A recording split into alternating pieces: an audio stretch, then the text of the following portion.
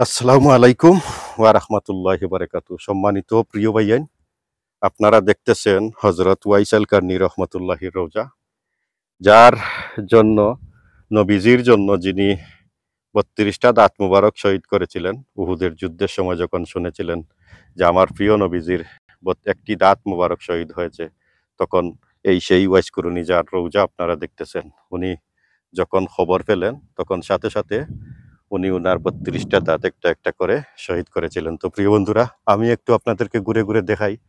তো তার ভিতরে আমি একটি রিকোয়েস্ট করব আপনাদেরকে, যারা আমার এই আইডিতে নতুন আছেন, যদি এই ধরনের ভিডিও আপনারা সবসময় দেখতে চান, তাহলে এই আইডিটাকে ফলো করে রাখবেন। আর যারা ইউটিউব থেকে দেখবেন, অবশ্যই ইউটিউব চ্যানেলটাকে সাবস্ক্রাইব করে পাশে থাকা বেল আইকন সেটিও চালু করে রাখবেন। কারণ আমি যখন কোনো নতুন ভিডিও দেব, তখন আপনাদের কাছে সরাসরি চলে যাবে।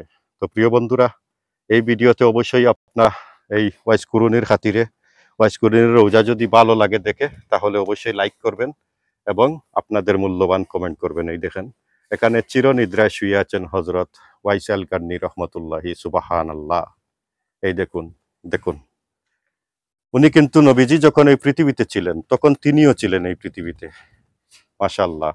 আমার নবীজি যখন এই পৃথিবীতে ছিলেন তখন তিনিও ছিলেন। নবীজি যখন এই পৃথিবীতে ছিলেন তখন তিনিও ছিলেন। মাশাআল্লাহ, সুবহানাল্লাহ। আসলে কি বলবো, এত বড় একজন নবীর আশিক, ওনার রোজাটা দেখতে পেরে নিজেকে ধন্য মনে হচ্ছে। সুবহানাল্লাহ। আমার মন চায় এখানে বসে থাকি সবসময়। আসলে আমার কি বলবো, আপনাদেরকে কি বলবো, আমি আসলে নিজে ভাষা হারিয়ে ফেলেছি। এত এত বড় একজন ব্যক্তির রোজা আপনারা দেখতেছেন। মাশাআল্লাহ, সুবহানাল্লাহ।